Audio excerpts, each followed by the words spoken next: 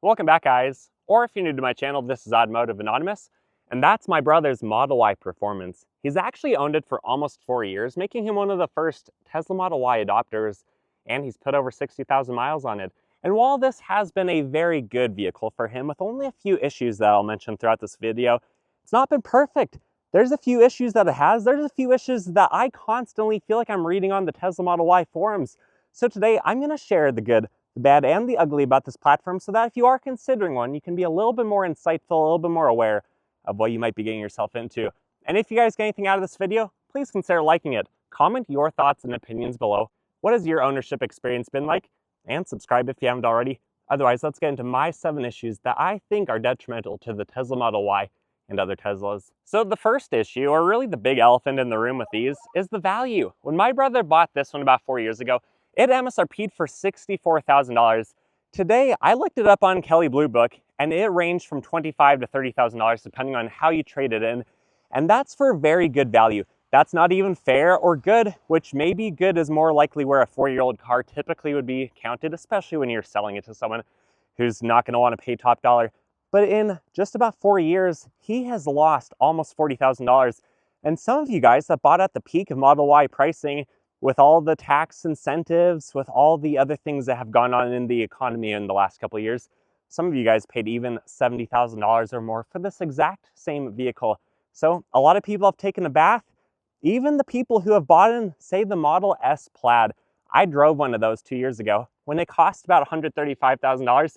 Today, I looked up on Carfax how much they're going for, and the first 5 examples were all in the $50,000 ballpark. And that's with like 10 to 20,000 miles on them. The second issue with these is it really doesn't even matter which model you go with, but there's only about 4 paint colors. They all look like the same jelly bean shape going down the road. Granted, I do think my brother's Model Y with these Martian wheels and Nokian all-weather tires, which are oversized, I do think it looks really good. But in general, these are all about the same. Most of the owners who have already spent a lot of money on one of these, they're not going to do an aftermarket paint job, an aftermarket wrap, or change out the wheels and tires. So they all look the same. And in fact, for a lot of people, it's kind of hard to identify if it's a Model Y or a Model 3. So you really don't get a very unique vehicle. You don't really get a unique experience unless you were one of the early adopters in the very beginning a few years ago. But now these don't really look like a whole lot. They don't really look like they stand out. And at least in my opinion, they all kind of look the same. The third issue relates to the battery. And depending on which model you have, if it's one of the Ys or the 3s or the more expensive Xs and Ss, your battery warranty is going to be either 8 years and 120,000 miles or 8 years and 150,000 miles. And that's a pretty darn good warranty. That's a pretty good time to have warranty and have the peace of mind knowing that your vehicle is not going to have to worry about such an expensive cost. But if you do have a battery replacement and it is outside of warranty, it could be as much as $10,000 to $20,000. There's really quite the range online depending on which manufacturer you go with for the battery, which reman you have, who installs it, all of those features, obviously which model you have. But basically, if your vehicle needs a new battery, which is a very small percentage of the population, really not a lot of them are going to have battery failure within a reasonable time frame, but that's going to be like replacing your engine and your transmission. That's going to be a financial total on your vehicle more than likely, especially if pricing has dropped as much as it has. If this 4-year-old Model Y is currently worth $25,000 to $30,000, in another year, it might be worth $20,000. And if the battery went out then, it could be a financial loss. So you do need to take that into consideration, especially if you are going to buy a used one, after 8 years or 120,000 miles. The next issue relates to who can work on your Model Y or any of your Teslas. There are not a ton of service centers. And in fact, there's not one in the town I came from. There's not one in the town I currently live in. You have to drive well over 100 miles to get to the closest one. And then you have to hope that if you have an actual big repair, that it's actually a competent installer.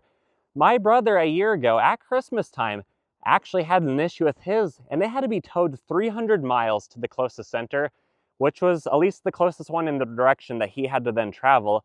So I watched his Tesla Model Y be put on a tow truck. And when it got to the service center in that town, or a city of a couple 100,000 people, the service center actually couldn't figure out the problem. His does have an aftermarket subwoofer in the trunk. It does have a few other electronic components, but the service techs, they couldn't figure out what was wrong. They did replace the rear motor. It was then able to drive out of limp mode for a while, But it wasn't until he got into the city that he lives in, a much bigger area, where the service techs there discovered that there was a broken clip in the wiring harness. And to remedy that, they just replaced the whole harness. So not all service centers might be able to handle all jobs. And just because you don't have oil to change, you don't have as many filters to change, that this is as straightforward of a vehicle to own, especially when you do start to run into repairs and there's fewer shops that can work on these. Issue number 5 kind of relates to the cost of electricity, or the cost of the fuel that you guys are going to be using, and it can be a little bit misleading. In my area, the kilowatts are super cheap, especially if you charge at the house.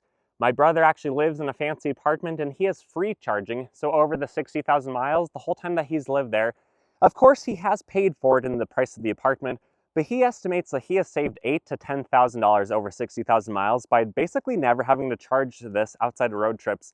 But the problem is, when you are on a road trip, you might be paying a lot more for the supercharger use or the third-party charger use, and that could be up to 10 cents per mile or more. Winter times like this, when there's snow on the ground, you're going to be using a lot more electricity just to maintain the battery's temperatures and all the other systems that the vehicle has on board. And you really could be spending the equivalent of 25 to 30 miles per gallon in the gas car equivalent, especially right now where gasoline is cheap. It's like $3 a gallon. So just keep that in mind if you do a lot of road trips. If you do a lot of supercharging, you might not actually be saving money on electricity in the long run. Issue number 6 is just how much the Tesla tax actually is. So between paying for insurance, which a lot of you guys on the forums, it seems like you pay $150 to $250 per month, but there are some outliers. A few of you guys still think it's worth it to own a Model Y Performance, even if you're paying $500 to $600 a month. But I'm assuming you guys might be the same people who, if you had a Mustang GT or some other performance car, you're probably going to be paying a lot of money too.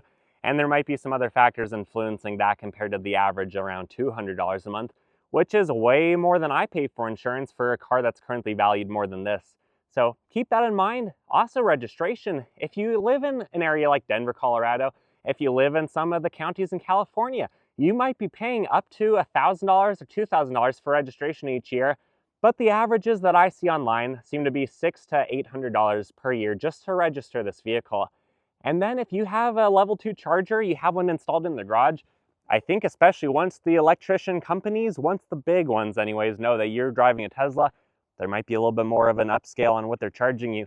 I've seen some of you guys have those installed for well over $1,000. I can tell you that when I had mine installed, it was worth well less than that because they didn't know that I had a Tesla. So there are some things you guys need to keep in mind. Just like driving a Corvette, there's a Corvette tax that comes with that, and there's a Tesla tax that comes with driving a special Tesla like this. And while I might have saved the best point for last, I don't mean this to offend any of you guys, but there is definitely a cult-like following on the Tesla forum, which is not necessarily as pleasant as a lot of the other enthusiast vehicles that I have seen, that I have been a part of. A lot of you guys aren't quite nice to the new Tesla owners. If people ask reasonable questions, there's a lot of sarcasm, there's a lot of just rude comments in general, but I think it's getting better. I think over the last couple of years, as many of you guys have realized, that your Teslas, while being a very good vehicle, they're not all of that.